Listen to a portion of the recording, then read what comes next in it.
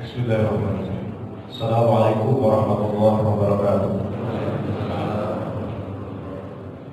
Innal hamdalillah nahmaduhu wa nasta'inuhu wa nastaghfiruh wa na'udzu billahi min shururi anfusina wa min sayyiati a'malina.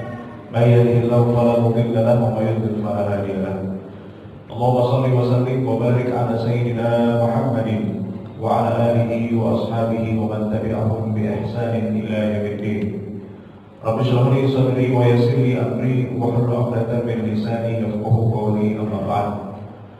Hadirin jemaah kajian pada subuh Masjid As-Sa'adah yang mudah-mudahan dalam keadaan sa'adah. Sa'adah itu artinya kebahagiaan.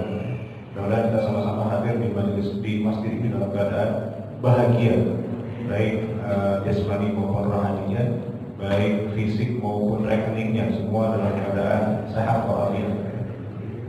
Alhamdulillah kita sudah memasuki hari ke-8 untuk yang ikut pemerintah, dan sebagian ada yang sudah hari ke-9 ya. Alhamdulillah, mudah-mudahan amal ibadah kita selama jauh ini diterima oleh Allah Subhanahu wa taala. Amin ya rabbal alamin. Hari ini tema yang akan kita angkat adalah tentang hak dan kewajiban terhadap harta. Saya mengambil materi kita di pagi hari ini dari sebuah kitab yang berjudul Al-Mabadi wal Qiyam Al-Islamiyah fil Mu'amalat Al-Maliyah yang ditulis oleh Izzuddin Al-Khawjah ya. Ada beberapa hal atau beberapa poin yang akan saya sampaikan di pertemuan pagi hari ini dari kitab tersebut. Di antaranya pertama, poin pertama adalah sebetulnya harta itu, bagaimana cara pandang kita sebagai seorang muslim terhadap harta yang kita miliki, bagaimana cara pandang yang betul sebagai seorang muslim. Pertama, yang harus kita yakini pertama kali ya, bahwa harta itu yang kita miliki saat ini adalah tentu nikmat Allah Subhanahu wa taala yang wajib kita syukuri. Ini penting supaya apa? Supaya kita tidak merasa bahwa kekayaan yang kita dapatkan sekarang ini ya, itu bukan murni karena kerja keras kita, bukan murni karena kecerdasan kita, usaha gigih kita, tapi itu semua adalah privilege dari Allah Subhanahu wa taala. Kalau sekarang istilah anak zaman sekarang privilege kita gitu baik. Ada orang kaya jadi motivator, suruh orang jadi kaya padahal dia sendiri kayanya dari orang tuanya gitu ya. Itu namanya kaya karena privilege. Padahal semua kita ini ya, baik yang berjuang dari nol, dari anak miskin gitu ya, anak kampung kemudian berusaha kaya sampai menjadi kaya raya, ataupun anak orang kaya yang dari awal dia sudah kaya gitu ya. Itu semua privilege dari Allah Subhanahu wa taala gitu ya. Kita dapat kecerdasan, kita dapat punya kecerdasan, punya bakat, punya usaha gigi, itu dari mana? Semua dari Allah kan gitu ya. Andaikan Allah menghilangkan kecerdasan kita, andaikan Allah kemudian membuat kita sakit usaha itu baik, tentu kita nggak bisa berusaha, nggak bisa dapat kekayaan seperti yang kita dapatkan. Jadi semua adalah nikmat dari Allah yang wajib kita syukuri. Itu yang pertama ya. Fakulu mimma razaqakumullahu halalan thayyiban washkuru ni'matallahi in kuntum iyyahu ta'budun. An-Nahl ayat 114. Jadi Allah membahasakan rezeki itu sebagai nikmat. Itu sebagai baik. Jadi ini penting supaya kita dari awal meyakini harta ini walaupun dengan usaha kita, tapi semua itu adalah privilege dari Allah Subhanahu wa taala. Jadi kita nggak lagi memandang rendah jadi orang yang ente nggak bisa capai apa yang saya capai gitu ya. Orang miskin dan seterusnya. Padahal ya namanya rezeki itu Allah yang atur. Makanya dalam surah Saba itu Allah kemudian menyatakan, "Qul inna rabbi yabsutu rizqa liman yasha'u wa yaqdir walakinna aktsara an-nasi la ya'lamun." Sesungguhnya Tuhanku melapangkan rezeki bagi siapa yang dikehendakinya dan menyempitkan bagi siapa yang dikehendakinya. Akan tetapi kebanyakan manusia tidak mengetahui. Kebanyakan manusia itu merasa dia kaya karena usaha dia, bukan karena Allah yang mengatur. Kemudian yang kedua, harta itu kita harus meyakini ya, adalah titipan. Kedua ya, tadi harta adalah nikmat. Yang kedua, harta adalah titipan. Namanya titipan, itu kita ini bukan pemilik yang sesungguhnya ya. Allah hanya menitipkan. Makanya Allah sebutkan dalam surat An-Nur ayat 3, wa atuhum min malillahi alladzi ataakum. Ketika Allah memerintahkan kita untuk bersedekah, Allah membahasakannya dan berikanlah kepada mereka sebagian dari harta Allah yang dikaruniakannya kepadamu. Jadi Allah bahasakan harta yang kita pegang ini adalah harta Allah. Berarti ini hanya titipan. Namanya titipan, ya kita bukan pegawai sesungguhnya, mau pergi mau datang, yaitu hal-hal yang biasa. Kayak ya seperti kita banyak dengar ya, kayak tukang parkir itu Pak ya. Tukang parkir itu pernah nggak dia sombong dengan mobil yang datang tiap hari ada 10-20 mobil mewah semua pada hari itu. Pernah nggak ada tukang parkir yang dia selfie di belakangnya mobil di parkirannya itu, kemudian kasih caption ya di instastory itu, work hard, pray hard, nah gitu ya, anak muda zaman sekarang captionnya begitu. Nah itu ada, karena maka tukang parkir itu dari awal dia meyakini bahwa harta itu, mobil itu adalah titipan orang. Bedanya kalau tukang parkir, mobil itu cuma dititipkan, nggak boleh dipakai.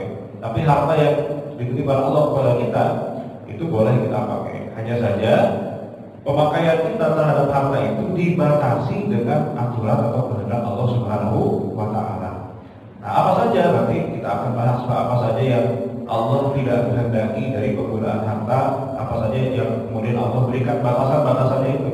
Dari mana kita tahu? Tentu mengaji gitu ya. Dari Al-Quran, dari hadis Allah sudah menjelaskan bagaimana batasan-batasan terkait penggunaan harta itu. Nah, kita nggak mungkin baca semua ayat, baca semua hadis. Makanya para ulama sudah bikin rumusan yang disebut dengan ilmu fikih. Nah, ilmu fikih itu adalah untuk merumuskan dari sekian banyak hadis, sekian banyak ayat Al-Quran, dirumuskan dalam bentuk ilmu fikih, sehingga kita nggak perlu lagi baca semua ayat Al-Quran, baca semua hadis, repot juga Pak ya. Hadis itu ada ratusan ribu dari kutubus sittah, misalnya apakah kita wajib baca semua Pak ya? Kita baca Al-Quran aja jarang-jarang, apalagi baca hadis kutubus sittah, kan? Nggak sempat kita Pak. Makanya para ulama jasanya luar biasa, mereka membuat kitab-kitab fikih yang isinya sebetulnya adalah merangkum Al-Quran, hadis, dan seterusnya. Makanya kalau ada orang yang mengatakan, ayo kembali kepada Quran dan Sunnah, ya, seolah-olah fikih itu tidak kembali kepada Quran dan Sunnah. Padahal fikih itu justru adalah bentuk penyederhanaan ya dari Quran dan Sunnah. Daripada orang harus baca Quran semuanya atau hadis, kan nggak sempat. Makanya buat kita dimudahkan dengan adanya para ulama membuat kitab fikih. Nah, dalam bab ini kita kaji fikih muamalah. Ada bab dalam fikih itu disebut dengan fikih muamalah, terkait dengan aturan apa saja yang nggak boleh dan apa yang boleh, apa yang wajib dan terkait dengan harta. Itu yang kedua. Yang ketiga, harta itu adalah alat bukan tujuan. Itu yang ketiga Pak ya. Jadi kita yakini jangan sampai harta ini jadi tujuan. Orang kerja dari pagi sampai malam tujuannya buat apa? Buat cari duit. Berarti duit jadi tujuan. Padahal Al-Quran, kalau kita lihat dalam Al-Quran Pak, ada tersirat di mana Allah memberikan pedoman bahwa harta itu sebenarnya bukan tujuan. Dia hanya alat. Alat buat apa? Dia mencari kebahagiaan di dunia dan di akhirat, gitu Pak ya. Banyak orang yang tiap hari kerja pagi sampai malam, ya, pergi pagi pulang pagi, tapi nggak sempat menikmati hartanya. Karena tujuannya bagaimana mengumpulkan harta, tapi nggak sempat kemudian mencari kebahagiaan dari harta. Padahal harta itu kan sebagai apa? Alat saja untuk mencari kebahagiaan. Ya. Memang harta nggak dibawa mati, ya, tapi orang mati kalau nggak punya harta. Karena begitu Pak. Jadi harta itu ya alat saja, bukan tujuan. Tujuan kita apa sebagai muslim? Ya pertama dapat kebahagiaan di dunia, kemudian mendapat kebahagiaan di akhirat. Misalnya dalam Al-An'am ayat An-Nahl ayat 6 ya. Wal an'ama khalaqaha lakum fiha dif'un wa manafi'u wa minha ta'kulun wa lakum fiha jamalun hina turihun wa hina tasrahun. Dan hewan ternak telah diciptakannya untuk kamu, kepadanya ada bulu yang menghangatkan dan berbagai manfaat, dan sebagiannya kamu makan. Jadi kita ini punya hewan ternak. Buat apa kita punya hewan ternak? Apakah hewan ternak itu sekedar kita punya? Kan bukan itu tujuannya. Biar apa? Hewan ternak itu kita miliki supaya kita dapat manfaat dari hewan ternak itu. Makanya Allah menyatakan hewan ternak itu bukan cuma dimiliki. Kamu manfaatkan bulunya, kamu menghangatkan badan dengan bulu tersebut, gitu ya. Kamu makan dari hewan ternak itu. Kalau cuma sekedar sombong-sombongan, Pak, wah saya punya 400 kambing misalnya. Nah, kalau nggak dinikmati buat apa? Ya. Nah, jadi harta itu hanya alat saja, bukan tujuan. Oke. Kemudian, nah itu 3 hal tadi terkait bagaimana cara pandang kita terkait harta ya. Nah sekarang harta itu yang sudah ada di tangan kita ini Pak, kita apakan sebetulnya ya? Kita perlakukan sebagai apa? Atau bagaimana cara kita memperlakukan harta yang sudah ada di tangan kita. Ini poin kedua. Nah, pertama, Islam itu mengajarkan kepada kita agar harta yang ada di tangan kita itu jangan diam. Islam menganjurkan kita untuk memutar harta. Jadi kita nggak boleh mendiamkan harta, apalagi menimbun. Nah, itu sangat dilarang. Mendiamkan saja nggak boleh, apalagi ditimbun. Dari mana? Kita lihat misalnya dalam At-Taubah ayat 34. Walladzina yaknizuna adh-dhahaba wal fiddata wa la yunfiqunaha fi sabilillah fabashshirhum bi'adzabin alim. Allah mengancam orang-orang yang menyimpan emas dan perak dan tidak menginfakkannya di jalan Allah, maka berikanlah kabar gembira kepada mereka bahwa mereka akan mendapatkan azab yang pedih. Orang menimbun emas perak. Jadi ada dua kewajiban. Kalau orang menimbun harta, ya ada dua pilihan. Pertama, dia wajib bayar zakat. Dia wajib bayar zakat. Zakatnya berapa? 2,5% dan sudah mencapai haul, ya. Kalau nggak bayar zakat berarti dia termasuk dalam ancaman ayat ini. Apalagi ayat ini sudah dhahaba, orang yang menimbun emas dan perak. Yang kedua, pilihan kedua, bagaimana cara agar hartanya nggak habis? Ya. Maka sebetulnya Pak, zakat itu disyariatkan salah satu hikmahnya supaya orang mau memutar harta. Karena kalau harta nggak diputar, dia tahu dia harus bayar zakat. Potong 2,5%, habis apa-apa. Makanya Nabi itu memerintahkan kepada orang yang punya anak asuh yatim. Kalau anak yatim itu punya harta, kan anak yatim nggak selamanya miskin, baik. Anak yatim itu kadang-kadang dapat warisan banyak dari orang tuanya, hartanya banyak. Cuma karena masih kecil, kan namanya anak yatim itu definisinya kullu saghirin aw saghiratin la abalahu, gitu ya. Setiap anak kecil yang tidak punya bapak. Jadi kalau sudah 30 tahun bukan lagi yatim, Pak, ya. Yatim itu anak kecil. Kullu saghirin, setiap anak kecil yang tidak punya bapak. Nah, yatim itu belum tentu miskin. Makanya di antara mustahik zakat yang 8 tidak ada di antaranya anak yatim. Kenapa? Karena anak yatim belum tentu berhak mendapatkan zakat. Ya, bisa jadi dia kaya malah, bisa jadi dia malah menjadi muzakinya. Anak yatim itu dapat zakat kalau dia miskin. Tapi kalau miskin ya bukan karena anak yatimnya. Sama kayak janda, Pak. Janda itu dapat zakat apa enggak? Ya tergantung. Kalau dia miskin dapat gitu, ya. Kalau dia kaya ya nggak dapat, jadi dapatnya karena miskinnya. Nah, maka anak yatim boleh jadi ada anak yatim yang kaya raya. Nah, bagi walinya, kan dia nggak mungkin Pak, anak kecil dia mengelola harta sendiri, harus ada walinya. Siapa misalnya pamannya atau kakaknya yang paling tua, ya. Dia mengurus harta anak yatim. Maka ada perintah Nabi, kamu putar itu harta, jangan sampai didiamkan. Kenapa? Karena kalau didiamkan tiap tahun akan kena zakat. Ya, la intajir fi malil yatama hatta la ta'kulahu shadaqah. Kamu berdaganglah, berniagalah dengan harta anak yatim supaya tidak dimakan apa? Oleh zakat. Jadi salah satu syariat zakat adalah supaya orang itu terdorong untuk memutar harta. Karena kalau enggak tiap tahun akan kena zakat 2,5% habis lama-lama. Minimal dia usahakan supaya bisa dapat minimal apa namanya buat menutup bayar zakatnya 2,5% itu. Nah, makanya kita diperintahkan untuk mengembangkan harta. Dalam Islam, harta itu harus berkembang minimal dengan cara kita zakati, ya. Paling tidak dengan cara kita zakati, ya.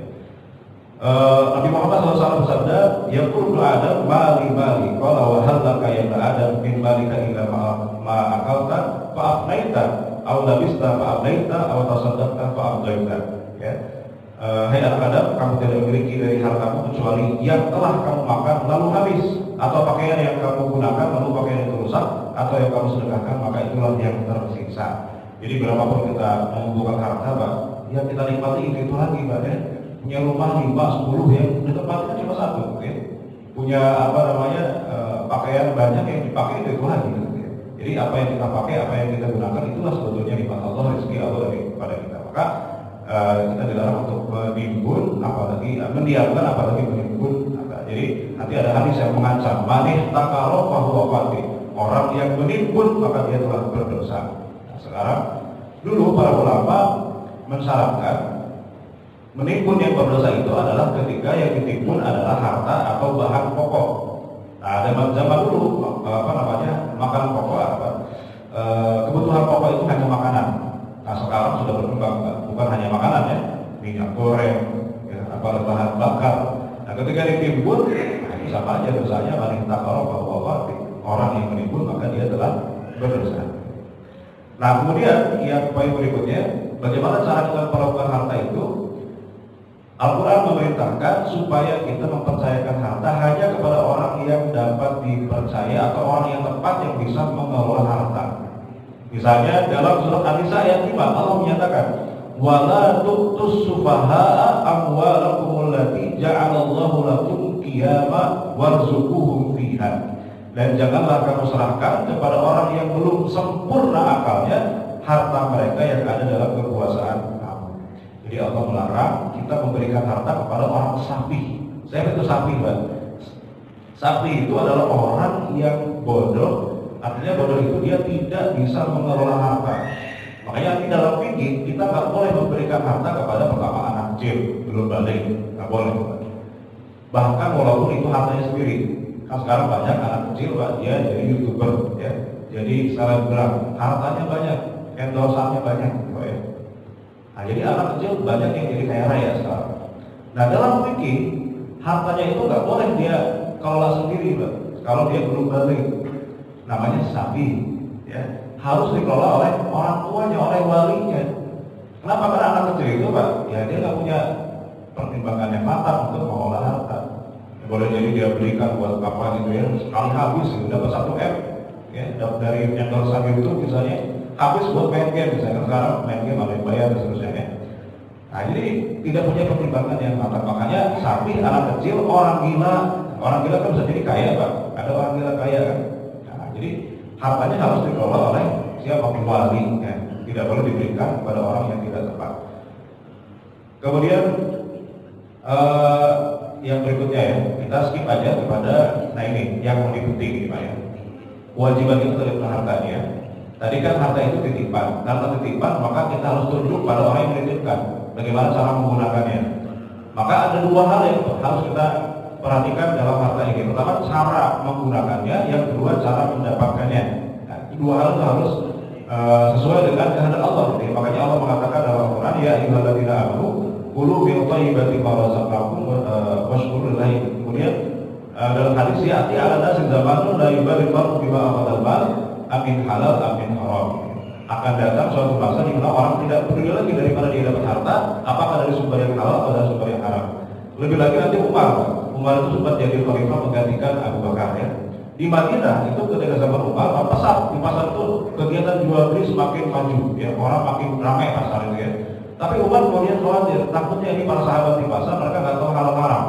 Akhirnya Umar berseru di hadapan para pelaku pasar dan mengatakan, la yabi'u fi suqina illa man yaqul. Tidak boleh ada orang jualan di pasar kami kecuali dia sudah paham fikihnya, kecuali dia sudah paham halal haramnya. Haram Pak orang berjualan, orang bertransaksi, orang berbisnis kalau nggak tahu halal haramnya. Itu Umar.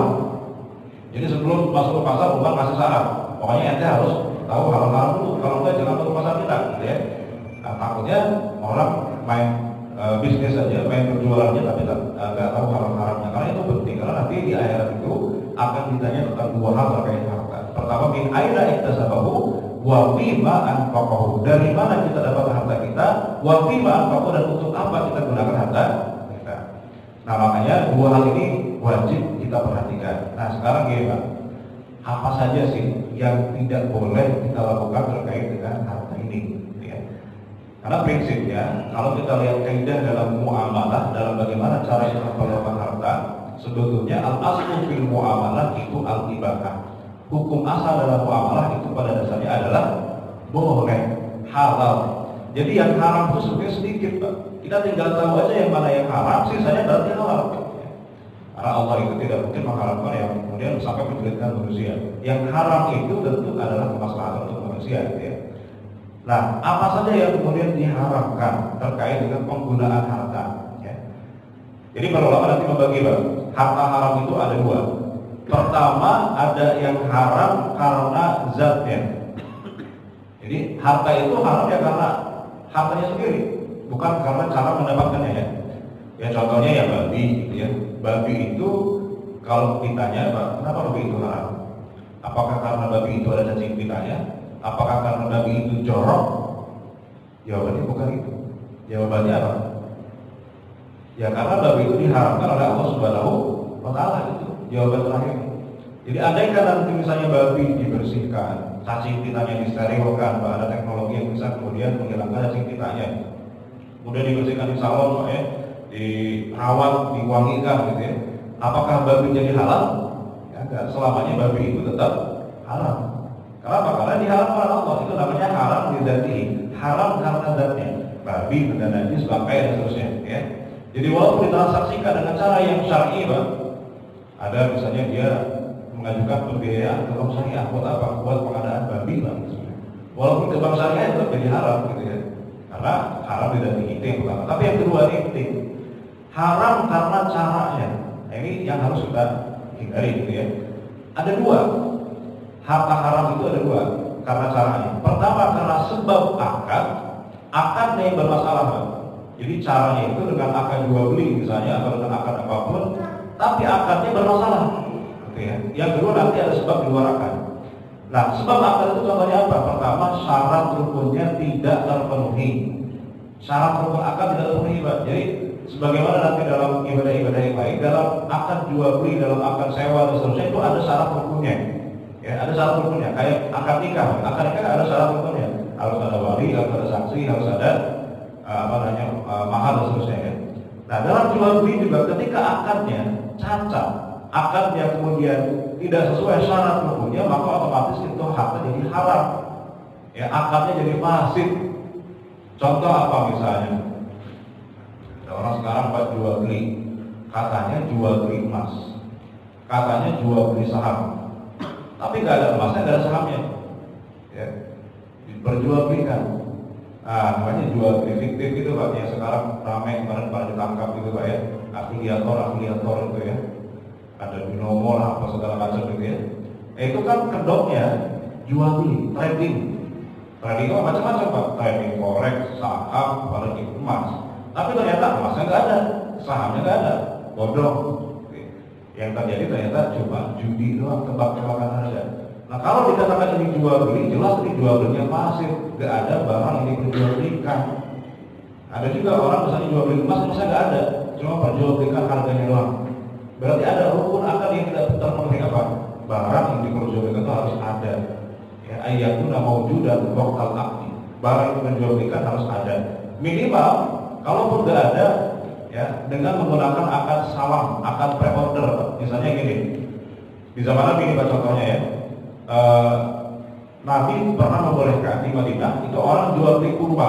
Jadi kurmanya itu belum dipanen, sudah dijual ke orang yang mau beli. Ya, jadi orang sudah beli kurma ke petani sebelum panen, jauh setahun atau 2 tahun sebelum panen. Ya.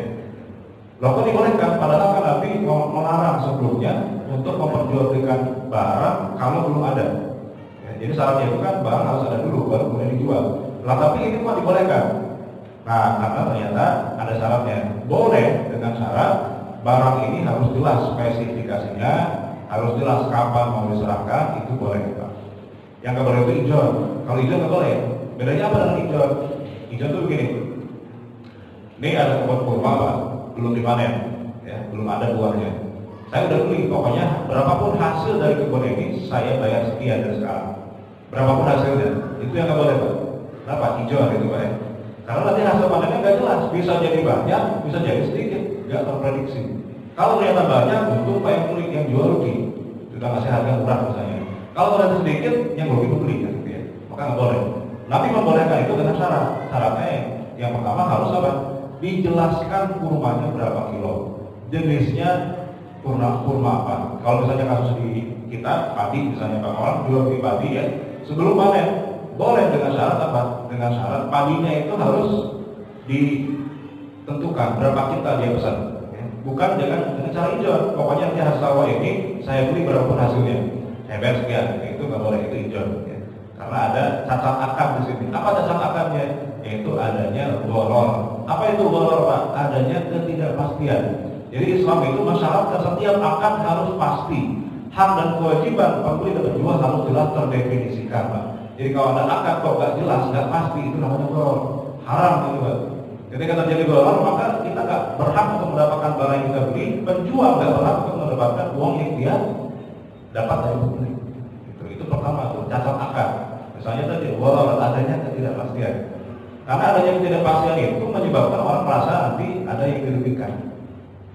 Nah, tapi nanti ada pengecualian, Pak. Tidak semua yang tidak pasti itu kemudian haram. Karena kita jual beli pun dari awal nggak pasti, Pak. Kalau kita jualan kita yakin nggak bakal untung, Pak. Saya yakin juga, Pak. Spekulasi juga sebetulnya. Cuma ini spekulasi yang masih karena ada barang yang kita bisa prediksi ya. Tapi kalau benar-benar ini bohong tidak jelas itu yang haram. Kadang-kadang ada yang tidak jelas tapi nggak haram ya, nggak sampai haram. Contohnya misalnya contoh sederhana Pak ini. Kita naik taksi konvensional, bukan taksi yang ini ya, yang online ya. Kalau yang online kan sudah ketahuan harganya ya. Karena syarat dalam akad jual beli harga harus jelas di awal supaya nggak goror tadi. Nah sekarang kita naik taksi yang konvensional. Begitu kita naik, tahu nggak harganya berapa? Belum tahu.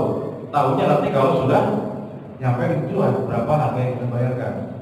Ini goror sebetulnya. Cuma goror ini oleh para ulama kemudian dibolehkan. Kenapa? Karena dalam kasus ini gorornya masih terkendali, terprediksi. Kenapa? Karena ada argo. Jadi nggak ditembak oleh si ini ya supirnya enggak. Bayangkannya kalau ojek pangkalan Pak ya, ojek pangkalan itu orang kadang main-main aja, begitu nyampe ditembak harganya Pak, 50.000 padahal cuma 2 kilo misalnya gitu ya. Dia nggak mau harus bayar karena udah nyampe kan, nggak bisa nawar lagi. Nah ini goror. Tapi kalau kasus taksi tadi ada goror, ada ketidakpastian, cuma dia sifatnya masih tidak menimbulkan potensi adanya orang itu merasa ditipu. Wajar, kenapa ada argonya, ada hitungannya gitu ya. Itu pertama Pak, karena sebab akad, misalnya karena ada goror tadi ketidakpastian, atau karena ada misalnya ribanya. Nah, riba itu termasuk cacat dalam akad. Akadnya ada ketentuan misalnya ketika nanti membayar harus membayar bunganya sekian persen dan seterusnya. Berarti ada cacat dalam akad. Nah untungnya syarat rukun akad itu tidak seketat dalam akad nikah, akad jual beli Pak ya. Kalau dalam akad nikah harus ada saksi, harus ada harus ada saksi dan ijab kabulnya harus diucapkan. Kalau orang nikah apa ijab kabulnya di mana aja? Sah apa enggak sah? Enggak sah. Enggak ada saksinya, menurut mazhab Syafi'i enggak sah. Nah, akad jual beli tidak harus sampai ada saksi, tidak harus memang diucapkan ijab kabulnya. Walaupun sebagai pendapat mazhab Syafi'i itu menghaluskan ya. Kalau jual beli harus pakai ijab kabul diucapkan Pak, kalau mazhab Syafi'i. Nah, kalau sekarang agak sulit kita mengamalkan pendapat Syafi'i dalam masalah jual beli. Karena pendapat Syafi'i itu harus ijab kabul diucapkan. Jadi kalau kita ke warung beli makanan, beli barang, harus diucapkan. Saya beli beras banyak 2 kilo dibayar 20.000 secara tunai. Saya terima kata penjualnya pembelian beras seharga 20.000 secara tunai. Ya, apalagi kalau ada saksinya, ya, harus ada saksi misalnya pembelian lain sah. Repot Pak. Kalau misalnya kita sekarang jual belinya kalau di warung mungkin lah ya, masih mungkin. Yang jadi masalah kalau di supermarket, ya, kita belanjanya 2 troli Pak. Gimana kita akan satu persatu di kasirnya Pak, makin ngantri kasirnya. Udah mau lebaran ngantri gitu kan. Ini ditambah harus diamankan kan, malah repot. Apalagi kalau naik angkot misalnya gitu ya, naik angkot harus diijab kabulkan. Begitu turun dia bilang ke supirnya, Pak supir ini saya bayar angkot dari Kampung Melayu karena abang saya 4.000 dibayar tunai. Nah, kata supirnya saya terima, sah tempat lain sah gitu kan. Jadi harus kayak begitu dalam waktu Syafi'i karena harus itu diucapkan. Nah sekarang sulit Pak ya, macet kalau kasus kayak tadi gitu kan di Jakarta malah macet. Makanya untuk ada 3 mazhab yang mengatakan tidak harus jadi bohong dalam masalah lisan, cukup yang penting sama-sama paham ini akadnya apa, sama-sama paham yang penting ya. Kayak orang masuk ke warteg Pak itu kadang-kadang kita cuma bilangnya minta, ya, Mbak minta nasinya. Tapi kalau bilangnya minta, orang sama-sama paham kalau ke warteg ya bukan buat bertamu, bukan minta makanan, pasti jual beli niatnya. Nah, makanya nggak boleh kayak begitu habis makan ya kabur Pak. Kenapa kabur? Kata dibilangnya minta, nggak bisa. Kenapa? Karena ini dipahami oleh keduanya sebagai akad jual beli. Jadi yang penting adalah akad itu sama-sama paham. Jadi itu yang pertama, harus akadnya itu sesuai dengan aturan syariat. Tidak boleh ada unsur yang menjadikan akad itu cacat sehingga jual belinya tidak sah. Kalau jual beli tidak sah, maka otomatis pemindahan harta dari penjual kepada pembeli itu tidak sah juga. Artinya pembeli tidak berhak mengambil barang yang dia beli dan penjual tidak berhak untuk mengambil uang yang dibayarkan pembeli. haram buat dia, Pak. Jadi dipastikan akad itu penting dalam transaksi ya. Itu yang pertama. Yang kedua ini paling banyak sebab di luar akad. Ya, akad itu sudah sah, Pak. Jual belinya sudah sah, syarat hukum terpenuhi. Tapi ada hal di luar akad yang membuat kemudian jual belinya atau mendapatkan hartanya menjadi tidak sah atau menjadi haram ya. Contohnya karena unsur paksaan, mencuri, ya, merampas, membegal itu nggak pakai akad, itu kan dengan paksaan, ya. Jelas itu kemudian harta yang didapatkan jadi haram. Ya. Kemudian unsur kezaliman, boleh jadi itu sama itu, tapi ada unsur kezaliman buat orang lain. Contoh apa? Riswah. Riswah itu apa? Dalam bahasa kitanya diserap menjadi rasuah. Ya. Dari bahasa Arab itu riswah, suap. Antara yang nyuap dengan yang disuap itu kira-kira sama-sama itu apa kan? Sama-sama punya kepentingan. Yang nyuap dia pengen dapat kepentingan, yang disuap dapat duit. Sama-sama punya keuntungan. Sama-sama itu, tapi ada unsur kezaliman. Di mana suap itu kemudian menjadikan orang lain yang harus berhak karena ada orang yang nyuap jadi nggak dapat haknya. Maka itu ada unsur kezaliman. Atau misalnya karena ada unsur penimbunan tadi ya. Orang nimbun harta buat keuntungan diri sendiri sehingga membuat langka orang kemudian akhirnya membayar dengan harga mahal. Ikhtikar namanya gitu ya. Ghish itu artinya berbuat curang. Di masa Nabi ada orang jualan buah ya, di atasnya yang baik-baik, yang bagus-bagus, di bawahnya yang jelek-jelek, satu keranjang gitu ya. Sengaja yang biar orang mengira semuanya bagus, padahal di bawahnya yang jelek-jelek. Karena Nabi manusia pada Isa, pindah orang yang curang bukan bagian dari umat kami. Karena banyak orang jualan gitu ya. Jadi demi mendapatkan pelanggan dihalalkan segala cara, termasuk mengelabui pelanggan. Yang banyak Pak orang gitu ya, jualan buah, Pak, misalnya gitu ya, jualan buah, harganya yang di tertera di ininya 5.000, gitu ya. Tapi bukan per kilo, orang kiranya per kilo Pak, ternyata ada pernya kecil Pak gitu ya, per setengah kilo gitu ya. Ya sebenarnya sih nggak bohong juga, cuma ada apa namanya? Ada usaha untuk mengelabui pelanggan, gitu ya. Atau misalnya yang sering terjadi itu Pak, masalah diskon di kita ya. Diskonnya gede Pak, 70%. Ya. Tapi ternyata sebelum diskon naikkan dulu harganya Pak setinggi-tingginya. Emang segitu harganya, gitu. Bukan di diskon. Itu kan permainan untuk apa namanya? Istilahnya apa Pak itu ya. Jadi marketing secara menarik orang secara psikologis ya. Jadi orang merasa oh murah nih diskonnya 70%. Padahal sebetulnya itu sudah dipangkap harganya. Nah, kalau kita lihat, saya punya kenalan orang tinggal di Australia gitu ya. Dia cerita di sana itu kalau ada diskon, Pak itu benar-benar diskon dari harga aslinya. Makanya hampir nggak ada diskon 70% kan udah nggak masuk akal gitu ya. Di kita diskonnya gede-gede ya 70%, maka 90%, 50 plus 20. Ini juga untuk pengelabuan ya Pak, 50 plus 20. Kalau orang nggak tahu ya 50 plus 20 berarti 70%. Padahal beda Pak, antara 70% dengan 50 plus 20, coba aja itu Pak ya. 50 plus 20% itu beda dengan 70%. Itu juga pintarnya orang Pak gitu ya, marketing ya, supaya orang gitu. Tapi kalau ada unsur pengelabuan itu sebetulnya tidak dianjurkan dalam syariat. Jadi harus benar-benar jujur gitu ya. Makanya dulu orang salah ketika jual beli bawang merah itu Pak, sampai dipastikan bersih dari tanah. Karena jangan sampai dia nimbang bawang itu berikut nimbang tanahnya juga gitu ya. Jadi 2 kilo, yang setengah kilo itu tanah gitu kan. Berarti dia jual di tanah bukan jual bawang. Makanya dipastikan semua itu jujur dan kemudian transparan. Itu yang kedua ya. Jadi tidak ada unsur ghish, curang, goben. Nah, goben itu artinya pengelabuan harga. Jadi harga dinaikkan dengan jauh di atas harga pasar tanpa sepengetahuan si pembeli. Itu juga goben namanya dalam syariat ya. Sempat ada kasus ada orang jual beli makanan pinggir jalan, seafood Pak ya. Jadi orang mengira ya seafood di pinggir jalan berapa sih, sudah ada estimasi kan, ada perkiraan. Begitu makan tidak tanya harga. Begitu selesai minta bill ya, kwitansinya berapa nih harga semuanya. Ternyata dikasih harganya jauh di atas harga pasar.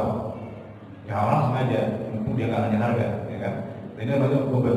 Dia menetapkan harga di atas harga pasar, jauh di atas harga pasar dengan memanfaatkan ketidaktahuan si pembeli. Itu namanya goben. Nah, itu yang dilarang. Kemudian ada najas. Nah ini yang banyak sekarang. Najas itu artinya rekayasa permintaan. Rekayasa permintaan. Jadi sekarang Pak, kalau kita jual beli online, terutama ibu-ibu yang sering jual beli online ya, pertanyaannya kalau kita cari barang Pak di online ya, yang pertama kali kita lihat apanya? Biasanya yang sering jual beli online Pak. Yang pertama kali kita lihat apanya? Biasanya harga apa sekian? Biasanya apa? Reviewnya, bintangnya. Ini penjual bintangnya berapa ya? Oke. Kalau bintang 5 berarti orang bagus sih barangnya, dipercaya, ulasannya bagus-bagus, oh barang oke, pengiriman cepat, selesai ya. Sekarang orang itu melihat barang online berdasarkan review, ulasan. Tapi masalahnya Pak, sekarang itu ada orang bisa merekayasa ulasan itu. Jadi review itu bisa dibuat, ya. bisa direkayasa. Seolah-olah di review bagus, padahal ada jasanya, ada mafia untuk mereview barang orang. Pura-pura beli padahal nggak beli, dia dibayar untuk mereview akun marketplace orang lain. Ya. Itu ada jasanya. Maka ada jual beli follower dan seterusnya gitu ya. Nah itu rekayasa permintaan aja, menaikkan harga dengan cara menguji tidak sesuai dengan faktanya ya. Yang berikutnya ada sebab akad karena waris, jalan waris. Orang tuanya kaya raya, ya, tapi kemudian diwariskan, legal diwariskan kepada ahli warisnya. Pertanyaannya, harta haram itu apakah diwariskan apa jadi halal apa enggak? Buat ahli waris, ya enggak Pak. Harta haram tetap haram meskipun diwariskan. Maka harta warisan itu syaratnya adalah harus harta halal. Kalau harta haram tidak boleh jadi warisan, kembalikan kepada yang berhak. Kemudian berikutnya sebab akad diantaranya kemudian yang diharamkan itu melanggar aturan syariat, misalnya upah pekerjaan haram, yang jelas Pak ya. Jual beli di masjid, jual beli di masjid juga ada larangannya ya. Walaupun ada orang mengatakan tidak sampai haram, ada yang mengatakan hanya sekedar makruh. Ini paling tidak jual beli di masjid itu kalau bisa dihindari lah, dihindari. Walaupun jual beli online, sekarang kita bisa jual beli online ya. Gimana hukumnya kita jual beli online di masjid? Kita check in barang dalam masjid. Gitu. Memang ini pembahasan di kontemporer. Karena zaman dulu orang jual itu pas bawa barang ya. Nabi melarang itu karena banyak orang bawa barang ke masjid buat jualan. Jadi masjid jadi kayak pasar. Makanya Nabi melarang, jangan kami jual di pasar. Karena masjid tidak dibangun untuk jual beli. Tapi sekarang orang bisa beli tanpa harus bawa barang ke pasar, ke masjid ya, dengan cara online. Nah tapi ini kehati-hatian. Ya kita keluar aja dulu Pak. Kita mau kunci kan nggak mungkin di masjid Pak, pasti keluar dulu gitu ya. Nah kita mau beli barang keluar dulu aja sebagai kehati-hatian. Kemudian misalnya yang melanggar syariat juga diantaranya adalah misalnya jual beli pada saat azan Jumat. Jual beli pada saat azan Jumat. Walaupun jual belinya halal, akadnya sah, barangnya halal. Tapi kalau dia pas azan Jumat masih melakukan jual beli, maka itu jual belinya fasid, jual belinya haram. Karena ada larangan secara khusus dalam Quran, ya ayyuhalladzina amanu idza nudiya lis-shalati min yaumil jumu'ah fas'au ila dzikrillah wa dzarul al-bai'. Jika dipanggil untuk azan melaksanakan salat Jumat, maka cepat-cepatlah bersegera untuk menuju zikir kepada Allah dan tinggalkan jual beli. Nah, jadi khusus azan Jumat, kalau orang masih jual beli, bapak-bapak gitu ya, masih jajan bakso. Padahal azan Jumat sudah berkumandang dengan azan kedua Pak ya. Azan yang menunjukkan waktu Jumat. Maka ini jual beli yang meskipun jual beli yang halal menjadi fasid. Kecuali kalau yang jual belinya yang tidak wajib Jumat. Contohnya siapa? Ibu-ibu ya. Boleh, ada masalah. Kenapa? Karena ibu tidak wajib Jumat. Atau bapak-bapak yang sifatnya itu dia sedang safar, sedang melakukan perjalanan di rest area, dia pada saat Jumat dia misalnya jajan, tidak masalah. Kenapa? Karena dia tidak wajib Jumat. Ya, dia boleh sholat zuhur gitu ya. Itu terkait dengan sebab akad. Atau melanggar aturan negara. Itu juga bisa termasuk keharaman. Contohnya apa? Memperjualbelikan barang selundupan, ya, BM black market, ya. Walaupun secara syariat misalnya halal saja, barangnya halal, akadnya juga sah, jual belinya sah.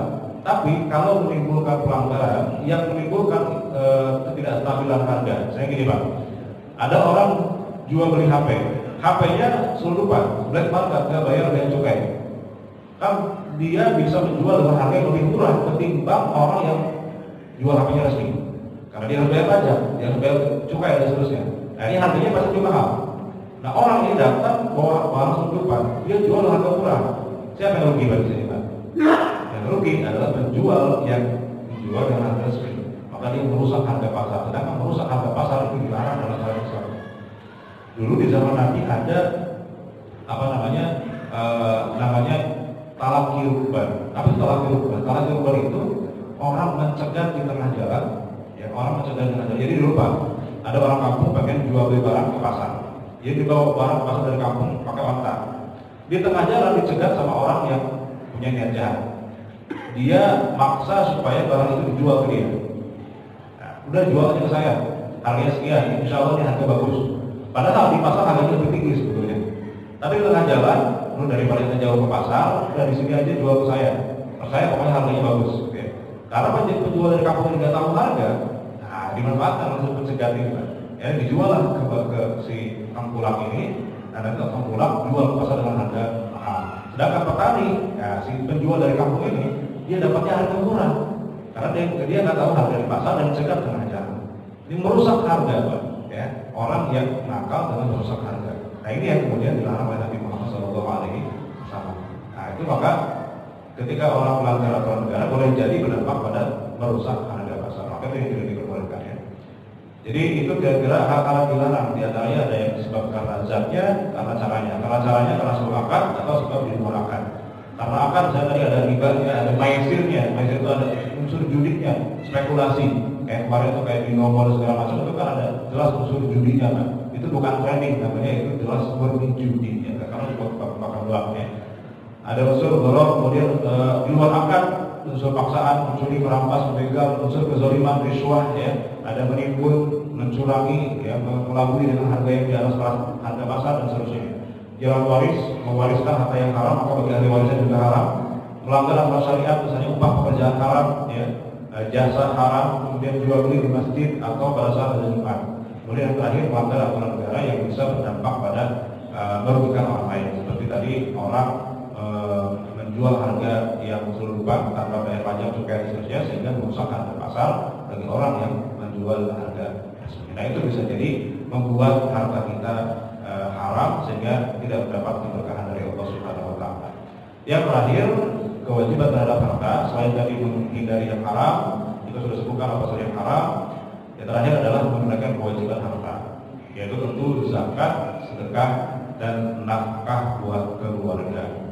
Ya, nafkah buat keluarga. Dalam hadis riwayat Anas bin Malik, kalau Rasulullah SAW, jadi ada seorang sahabat ya, dia berkata kepada Nabi, "Inni dzu malin katsirin wa tu ahlin wa waladin wa hadiratin fa akhbirni kaifa ufiq wa kaifa asna." Jadi ada seorang sahabat, dia nanya ke Nabi, "Saya punya harta banyak nih. Saya punya harta banyak, saya punya anak banyak ya. Terus bagaimana cara memperlakukan harta ini?" Dia nanya kepada Nabi. Kemudian Nabi menjawab, "Faqala Rasulullah SAW, tukhrijuz zakat min malika." Pertama, kewajiban kamu keluarkan zakatnya. Kalau kamu punya harta yang mencapai nisab, pertama keluarkan zakatnya. Baiklah tuhratun tutahhiruka, karena zakat itu bisa mensucikan dirimu. Nah, ingat ya, zakat itu mensucikan diri orang yang berzakat, bukan mensucikan harta. Karena kalau harta yang haram dengan zakat tidak jadi suci, ya. Justru zakat itu sebenarnya harus dari harta halal. Tidak sah orang berzakat dengan harta yang haram. Maka zakat itu fungsinya bukan untuk mensucikan harta, tapi untuk mensucikan orang yang berzakat. Boleh jadi kita punya banyak dosa, boleh jadi kita kemudian pernah makan haram, kita sucikan diri kita dengan cara berzakat. Itu halatul tutahhiruka. Wa tasilu aqribaka, kemudian kamu bersilaturahim dengan keluarga kamu, artinya menafkahi keluarga kamu. Jadi sebelum kamu sedekah pada orang lain, cukupkan dulu keluargamu, kata Nabi gitu ya. Jangan ke orang lain dia baik, bapak traktir teman sekantor gitu ya. Tapi buat anak sendiri pelit. Nah, ada orang gitu ya. Nah itu kan kata Nabi, penuhi dulu kecukupan buat keluarga kamu, kemudian baru wa ta'rifu haqqas sa'il wal jari wal miskin, baru kamu bersedekah untuk orang yang minta-minta, tetangga dan orang-orang miskin.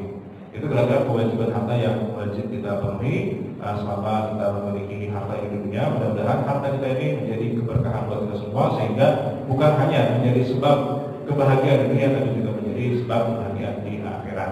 Baik, saya kira itu saja yang mungkin bisa saya sampaikan terkait dengan hak dan kewajiban terhadap harta. Selebihnya mungkin ada yang ingin ditanyakan.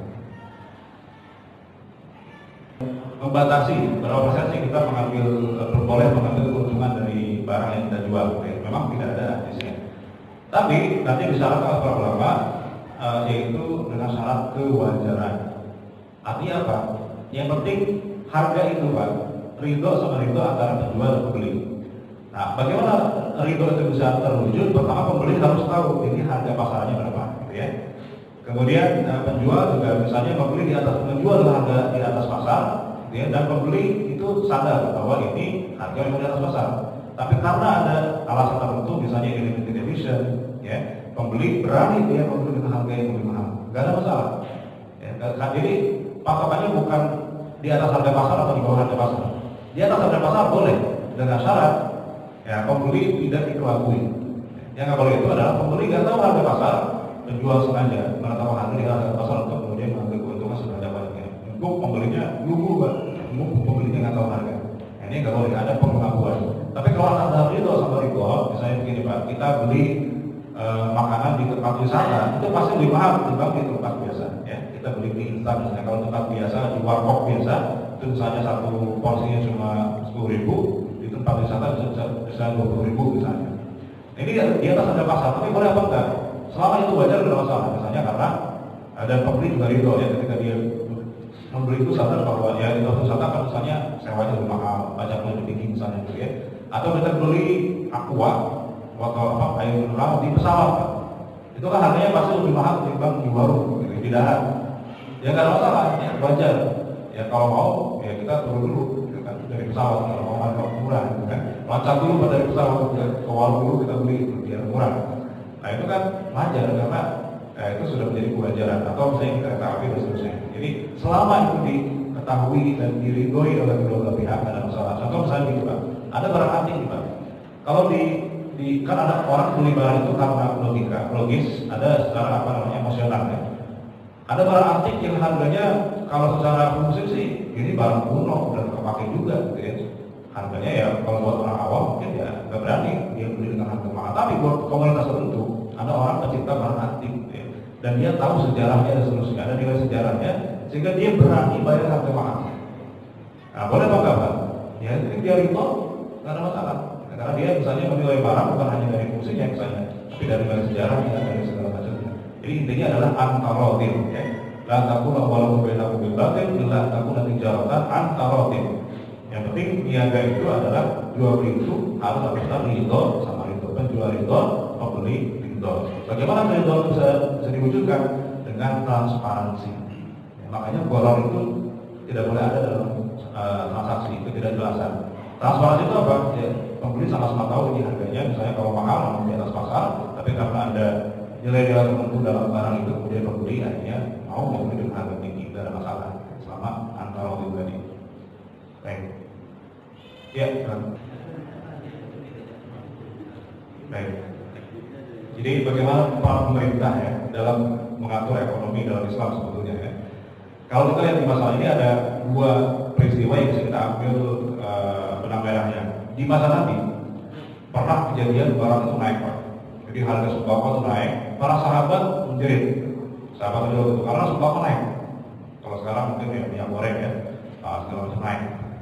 Para sahabat ngeluh kepada Nabi Muhammad SAW. Kalau sekarang mungkin demo Pak ya. Tapi demonya nggak Nabi sama dulu ya. Demo ke Nabi. Nabi, kalau kau sakir, Allah ya Nabi sakir lana. Wahai Nabi, kalau kau atur harga sembako ini jangan sampai naik begini, kata para sahabat kepada Nabi Muhammad SAW. Apa yang dilakukan Nabi itu? Nabi enggan mengatur harga. Nabi menolak. Kenapa? Ini harga naik karena memang barangnya langka, karena musim tercakup. Kalau penjual disuruh untuk menurunkan harga, ini bakal mendorong penjual. Karena ini harga naik karena apa namanya natural, alamiah. Karena memang harganya langka kan sesuai apa hukum ekonomi ya. Ketika supply sedikit, permintaan banyak, kalau saatnya harganya akan naik kan gitu ya. Nah ini di masalah ini pernah diminta untuk menurunkan harga, tapi Nabi menolak. Kenapa? Karena ini sesuai mekanisme pasar. Ya. Harga naik harganya karena alami, gitu ya. Karena langka. Tapi di masa Umar terjadi juga. Nah di masa Umar terjadi juga itu barang naik. Para sahabat itu juga demo ke Umar. Umar ini gimana? Khalifah gitu ya. Harga naik. Tapi Umar ternyata beda perlakuannya dengan Nabi. Kalau Nabi menolak, Umar malah mengintervensi. Dan Umar hanya memaksa para pedagang untuk menjual dengan harga yang lebih murah. Kenapa? Kok bisa beda? Perbedaannya karena di masa Nabi Pak, itu harga naik karena naturalnya di alamiah. Karena barangnya langka, mau nggak mau harus naik. Tapi di masa Umar itu barang naik karena ada kartel. Nah, ada orang yang nakal, menimbun barang. Nah, menimbun barang akhirnya membuat barang itu langka. Karena kelangkaan itulah kemudian barang itu naik. Jadi kelangkaannya direkayasa. Ada mafianya, gitu ya. Umar intervensi, Pak, gitu. Jadi pemerintah itu sangat sentral di sini, bisa intervensi ketika memang ada kenakalan seharusnya begitu. Ya, ketika ada kenakalan, ada yang menimbun dan seterusnya, pemerintah harus terjun di situ untuk kemudian mengatur masalah harga. Itu kira-kira itu baik dari dua prinsip yang bisa dipahami. Ada lagi? Baik, kalau tidak ada lagi, saya kira mudah-mudahan apa yang kita sampaikan di bagian ini ada manfaat buat kita semua. Kurang lebih yang mau dimaafkan, kita tunggu doa kafaratul majlis. Subhanallah wa bihamdihi asyhadu an la ilaha illa anta astaghfiruka wa atubu ilaik. Aku lakum wassalamualaikum warahmatullahi wabarakatuh.